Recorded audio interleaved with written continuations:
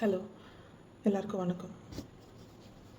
உலகத்திலே வந்துட்டு ஒரு குழந்தைக்கு ஒரு சேஃபஸ்ட் பிளேஸ் எது தெரியுமா? அம்மா தான். அம்மாவுடைய மடி, அம்மாவுடைய ஹக்கு, அம்மாவுடைய அரவணைப்பு, அம்மா கொடுக்குற பால், ஆம், அம்மாவுடைய ஸ்கின், அம்மாவுடைய வாசனை, அம்மாவுடைய குரல், இதெல்லாம் தான் வந்துட்டு ஒரு குழந்தைக்கு வந்துட்டு ரொம்ப safest place in the world. சரிங்களா? இப்போது எனக்கு ஒரு குழந்தை இருக்கான், 2 பசங்க.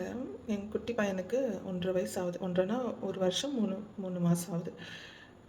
எனக்கு தெரியல, அதனால எனக்கு இது ரொம்ப ஹிட் ஆகுதா, ரொம்ப ரொம்ப ஹர்ட் ஆகுதா, எனக்கு புரியல. ஆக்சுவலி நான் என் குழந்தை கூட அவனை ஒரு ரூமில் உட்கார வச்சுட்டா, நான் வெளியே வந்து பக்கத்து ரூமில் ஒரு ஹாலுக்கு வந்துட்டு ஒளிஞ்சிட்டு அப்பப்போ போய் பீக்கபூ பீக்கபூன்னு காட்டுவேன். அப்போ அவன் குஷி ஆகிடுவான். நான் நான் வரைஞ்சிக்கும் போது சீரியஸ் ஆகிடுவான். நான் திருப்பி வந்தோடனே ரொம்ப ரொம்ப சந்தோஷமாக சிரிப்பான். இதை நான் அப்பப்போ பண்ணுவேன். அப்புறம் ஒரு ஆர்டிக்கல் நான் படித்தேன். ஒரு சில டாக்டர்ஸ் வந்துட்டு என்ன சொன்னாங்கன்னா, பாப்பாவுடைய பிரெயின் எப்படி இருக்கும்னா, அம்மா மறைஞ்சிருக்காங்க, நம்மளை திருப்பி எட்டி பார்த்துருவாங்க அப்படின்னு பாப்பாவுக்கு தெரியாது. பாப்பாவுக்கு பொறுத்த வரைக்கும் அம்மா போயிட்டாங்க, கண் எதிர்க்க இல்லை, எங்கேயோ போயிட்டாங்க, மறைஞ்சிட்டாங்க, அவ்வளோதான் தெரியும். தவிர அது ஒரு கேம்ன்றது அவ்வளோ சீக்கிரம் அந்த ஸ்டேஜில் அந்த குழந்தைக்கு புரியாது. அப்படின்னோடனே எனக்கு அது கொஞ்சம் ஒரு மாதிரி ஆயிடுச்சு. சரி, ஏன் நம்ம அப்படி ஒரு பயம், அம்மா காணாமல் போயிட்டாங்களே அப்படின்னு நம்ம திக்குன்ற பயம் நம்ம எதுக்கு கொடுக்கணுன்றதுக்காக நான் அதை ஸ்டாப் பண்ணிவிட்டு இப்போல்லாம் நான் வர கை வச்சுட்டு பீக்கபூ அப்படின்னு விளையாடுவேன். ஸோ எதுக்கு நான் இந்த வீடியோ போடுறேன்னா, டைம் இப்போது 12 மணி ஆக போகுது. நான் ஒரு 9:30 மணிலேருந்தே தூங்க ட்ரை பண்ணுறேன். எனக்கு தூக்கம் வரல. அந்த நியூஸ் கேட்டதுலேருந்து. இப்போது இந்த கோவை சம்பவம் ஆகி ஒரு வாரம் கூட அதுலேருந்து மீண்டு வராத பட்சத்தில் திருப்பி இப்படி ஒரு சம்பவம் கேரளாவில் நடக்குதுன்னும் போது எனக்கு ஆக்சுவலி புரியல. சீரியஸாகவே எனக்கு புரியல. எனக்கு கொஞ்சம் பாருங்கள். இது என்னுடைய வயிறு. நான் இப்போ ப்ரெக்னெண்ட்டாக இல்லை, ஓகேவா? இது என்னுடைய வயிறு. இது வந்துட்டு எனக்கு செக்ஷன் ஆச்சு. செக்ஷன் ஆகிட்டு அந்த டம்மி உள்ளே போகல. எனக்கு கொஞ்சம் இன்ஃபெக்ஷன் ஆனதுனால நான் அந்த பெல்ட்டெல்லாம் போட முடியல, என்னோடய ஸ்காரில் இன்ஃபெக்ஷன் ஆனதுனால. அப்போ எனக்கு அதை அப்படியே விட்டு டைஸ்டேசிஸ் ரெக்டாய் அப்படியெல்லாம் வந்து அது வந்துட்டு அந்த ஏர்லி ஸ்டேஜஸ்லேயே நம்ம கொஞ்சம் டம்மி டக்கெல்லாம் பண்ணி எக்ஸசைஸ் பண்ணியிருந்தாலும் அது உள்ளே போயிருந்துருக்கும். எனக்கு அந்த டைம் கிடைக்கல. அதனால நான் விட்டுட்டேன். நான் அதை சாக்ரிஃபைஸ் பண்ணிட்டேன். சரி, பண்ணிக்கலாம். இப்போ நம்ம குழந்தை பார்க்கணும், குழந்தை முக்கியம், அதுக்கான டைம் இல்லை, அவனுக்கு கண்டினியூஸாக ஃபீட் பண்ணணும் அப்படின்றதுக்காக அதை நான் சாக்ரிஃபைஸ் பண்ணேன். என்னோடய கரியரை நான் சாக்ரிஃபைஸ் பண்ணேன். அப்ராடில் ஒர்க் பண்ணிகிட்ருந்தேன். எப்போது கன்சீவ் ஆனனும் அப்போது வந்துட்டு அது கொஞ்சம் காம்ப்ளிகேட்டட் ப்ரெக்னன்சின்றதுனால அதை விட்டு நான் இந்தியா வந்துட்டேன். இந்தியா வந்து இன்னும் ஆயிடுச்சு, 2.5 வருஷம் கிட்ட ஆயிடுச்சு. நான் போகல. என்னோடய கரியரை நான் சாக்ரிஃபைஸ் பண்ணேன். என்னோடய பேஷனை நான் சாக்ரிஃபைஸ் பண்ணேன். எனக்கு வந்துட்டு சோஷியல் மீடியாவில் ஒரு சேனல் ஒன்று வச்சுருந்தேன். Not very big at all, ஒரு சின்ன சேனல் தான். ஒரு 2000 சப்ஸ்கிரைபர்ஸ் கூட இருக்க மாட்டாங்கன்னு நினைக்கிறேன். ஆனால் அது அப்போ தான் ஆரம்பிச்சுது. அது கொஞ்சம் டேக் ஆஃப் ஆச்சு. உடனே பாப்பா அது கொஞ்சம் ப்ரெக்னென்சி பிரச்சனைங்கிறதுனால அதையும் நான் விட்டேன்.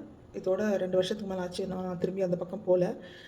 இப்படி இது வந்துட்டு நான் என்ன நான் பெருமையாக சொல்லலை, but that is what is motherhood இல்லையா? அம்மானா அதுதான். நம்ம வந்துட்டு நம்ம பசங்க சேஃப்டி நம்மளுக்கு முக்கியம், நம்ம குழந்தைங்களுடைய நியூட்ரிஷன் நம்மளுக்கு முக்கியம், அவங்கள சேஃப்கார்ட் பண்ணுறது நம்மளுடைய ப்ரைமரி ரெஸ்பான்சிபிலிட்டி. அந்த மாதிரி எத்தனை மதர்ஸ் இருக்கீங்க? உங்கள் கரியரை லூஸ் பண்ணி வீட்டில் எவ்வளோ பிரச்சனை இருந்தோம், குழந்தைக்காக நிற்கிற பேரண்ட்ஸ் இருக்காங்க, நிற்கிற மதர்ஸ் இருக்காங்க.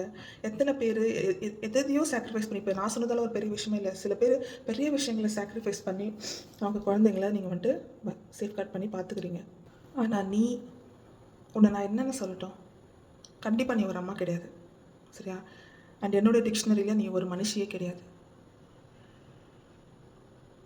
அதனால் நீ ஒரு மிருகம் நான் சொல்லி மிருகங்களை நான் அசிங்கப்படுத்த மாட்டேன். நீ ஒரு அம்மாவும் கிடையாது, நீ ஒரு மனுஷியும் கிடையாது, நீ ஒரு மிருகமும் கிடையாது, நீ ஒரு பேயும் கிடையாது. பேய் சாத்தானெல்லாம் சொல்கிறாங்களே, அதெல்லாம் நான் கண்ணால் பார்த்ததில்ல. அந்த மாதிரி விஷயங்கள் வந்து யாருக்கும் ஒரு துன்பம் கொடுத்து நான் பார்த்தது கிடையாது. ஆனால் நீ ஒரு பேய் கூட இல்லை, நீ அதை விட ஒரு மோசமான ஒரு விஷயம் நீ. ஏன்னா ஒரு குழந்தையோட ஸ்கின் எவ்வளோ சாஃப்ட்டு தெரியுமா? அது எவ்வளோ சென்சிட்டிவ். அது டயப்பர் கொஞ்சம் நேரம் நிறைய போட்டாவே டயப்பர் ரேஷஸ் வந்துடும், தைஸ் அந்த கிராயின்லலாம், பம்லலாம். கையை பிடிச்சி குழந்தைங்க நடக்க பழகும் போது கையை பிடிச்சி நடக்காதீங்கன்னு சொல்கிறாங்க.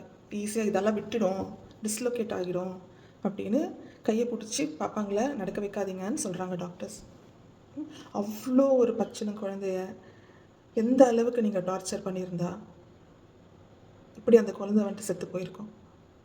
அந்த வலியில், அந்த வேதனையில், அந்த பயத்தில் ஒரு முறையும் அந்த குழந்தை அம்மாவை தானே தேடி இருக்கும், உன்னை தானே தேடி இருக்கோம், உன்னை தானே நினச்சிருக்கோம். ஏன்னா அதுக்கு வேறு யாரும் தெரியும்? அம்மா மட்டும் தான் தெரியும், அப்பா பார்த்தது கிடையாது. ஒரு டைமும் ஏன் நம்மளை இப்படி பண்ணுறாங்க அதுக்கு பேச தெரியுமா? அதுக்கு யோசிக்க தெரியுமா? ஏன்டா நம்மளை இப்படி பண்ணுறாங்க, அம்மா எங்கே, அம்மா ஏன் அமைதியாக இருக்காங்க, இவ்வளோவது அந்த குழந்தைக்கு யோசிக்க தெரியுமா? இவ்வளோ பண்ண நீங்கள் அந்த குழந்தைக்கு நல்ல சோறு கொடுத்துருப்பீங்களா? கண்டிப்பாக கொடுத்துருக்க மாட்டீங்க. எத்தனை நைட் அந்த குழந்தை பசியாக தூங்கியிருக்குமோன்னு தான் நான் யோசிக்கிறேன். இன்றைக்கி காலையிலேருந்து நான் சாப்பிடும் போதெல்லாம் நான் தான் யோசிக்கிறேன். என் குழந்தை முகத்தை பார்க்கும் போதெல்லாம் நான் தான் யோசிக்கிறேன். எத்தனை நைட் அந்த குழந்தை தாகத்துலேயோ பசிலையோ தூங்கியிருக்குமோ அப்படின்னு. ஏன் நீங்கள்லாம் குழந்தை பத்துக்கிறீங்க? எனக்கு புரிய மாட்டேங்குது. எனக்கு புரியல சீரியஸ்லி. எதுக்கு நீங்கள் குழந்தை எல்லாமே எத்தனை பேர் கஷ்டப்படுறாங்க, எவ்வளோ செலவு பண்ணுறாங்க, இவ்வளோ தவம் கெடுக்கிறாங்க, எத்தனை கோயில் ஏறி இறங்குறாங்க, வாழ்க்கையை வெறுத்து போகிறாங்க, மற்ற குழந்தைங்கள பார்த்து அழகிறாங்க டெய்லி. எதுக்கு நீங்கள்லாம் குழந்தை படுத்துக்கிறீங்க? நீங்கள் பிறந்ததே ஒரு தப்பு.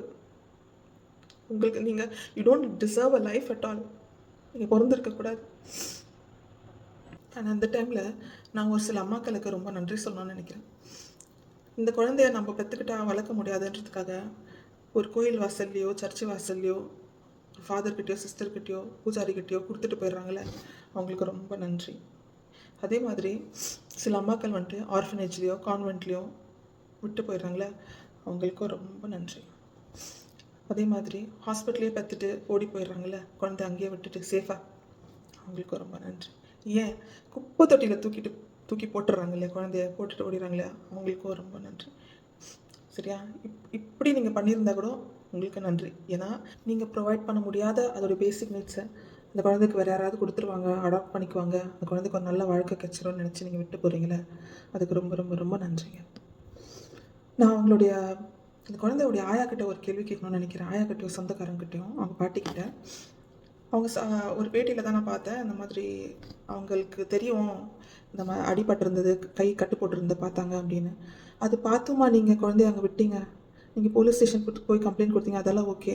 ஒரு தப்பு செய்கிறாங்க, எவ்வளோ துணிச்சலாக எந்த எக்ஸ்ட்ரீமுக்கும் போய் தப்பு செய்கிறாங்களே, நல்லது செய்யணும்னு நினைக்கிறேன். நீங்கள் நைட்டு கூட போய் அந்த குழந்தைய தூக்கிட்டு வந்திருக்கலாம், சண்டை போட்டு போய் அந்த குழந்தைய தூக்கிட்டு வந்திருக்கலாம், ஓடி போய் போலீஸ் ஸ்டேஷனில் உட்காந்துருக்கலாம், அந்த குழந்தைய காப்பாற்றிருக்கலாம், அந்த குழந்தைக்கு ஒரு வாழ்க்கை கிடைச்சிருக்கும், அந்த குழந்தைக்கு அன்பு கிடைச்சிருக்கும், அந்த குழந்தைக்கு ஒரு அரவணைப்பு கிடைச்சிருக்கும். ஏன் நல்லது செய்கிறவங்க மட்டும் எப்போவுமே ஒரு ப்ரொசீஜராக போகணும், நாங்கள் கேட்டோம் அவங்க தரலை, நாங்கள் போனோம் அவங்க விடலை அப்படின்னு இந்த எக்ஸ்கியூஸ் ஒரு உயிர் போகிறதுக்கு எதிர்க்க இது எவ்வளோ ஒரு சில்லி எக்ஸ்கியூஸை தான் நான் பார்க்குறேன். குழந்தை டார்ச்சர் அனுப்பிக்கும் போது, அழும்போது, வலியில் துடிக்கும் போது 50க்கும் மேற்பட்ட காயங்கள் அந்த குழந்தையோட உடலில் இருக்குன்னு சொல்கிறாங்க. அத்தனை டைமும் அது அந்த டார்ச்சர் அனுபவிக்கும் போது, கத்தும் போது கடவுள் எங்கே இருந்தார்? கடவுள் காதல் அதால் விழலையா? அவருடைய கண்கள் அதால் பார்க்கலையா? எல்லா கடவுளையும் தான் கேட்குறேன். Is there even a God? ஆனால் இந்த சிச்சுவேஷனில் நம்ம கண்ணை எதிர்க்க தெரிகிற கடவுளுங்க யார் தெரியுமா? இந்த கேஸை விசாரிக்கிற போலீஸ் ஆஃபீஸர்ஸ், இன்வெஸ்டிகேட்டர்ஸ், இந்த கேஸை வாதாட போகிற லாயர்ஸ், அட்வொகேட்ஸ், இந்த கேஸை ஜட்ஜ் பண்ண போகிற மேஜிஸ்ட்ரேட்ஸ், ஜட்ஜஸ், கேரளா நாட்டோட CM Satheesan sir. CM sir, please please please please please என்ன பனிஷ்மெண்ட் கொடுக்க போகிறீங்க? அவங்கள ப்ரிசனில் வச்சு சாப்பாடு கொடுத்து தூங்க வச்சு அதில் அவங்க ரிக்ரெட் பண்ண போகிறாங்களா? அது எப்படி கரெக்டான பனிஷ்மெண்ட் ஆகும் சார்? அந்த குழந்தையோட கையை உடைச்சாங்களே, அந்த வலி இவங்களுக்கு தெரிய வேணாமா? ஜஸ்டிஸ்னால் அப்படி தானே? நை ஃபார் நை, டூத் ஃபார் டூத் இருக்கக்கூடாதுன்னு நம்ம சொல்கிறோம். பட் அது ஜஸ்டிஸா? அவங்கள ப்ரிசனில் போடுறது மட்டும் ஜஸ்டிஸா? அந்த குழந்தைக்கான ஜஸ்டிஸ் அதான்? ஆர்ஐபி பேபின்னு போடுறாங்க, ரெஸ்ட் இன் பீஸ்ன்னு. அந்த குழந்தை ரெஸ்ட் பண்ணிவிடுமா பீஸில்? எவ்வளோ இதுக்கு மேக்ஸிமம் பனிஷ்மெண்ட்டோ அதை நீங்கள் கண்டிப்பாக வந்துட்டு இன்வெஸ்டிகேஷனுக்கு அப்புறமா நீங்கள் கொடுத்தாகணும் சார். திருப்பி இன்னொரு குழந்தைக்கு இந்த நிலைமை வரக்கூடாது ப்ளீஸ்.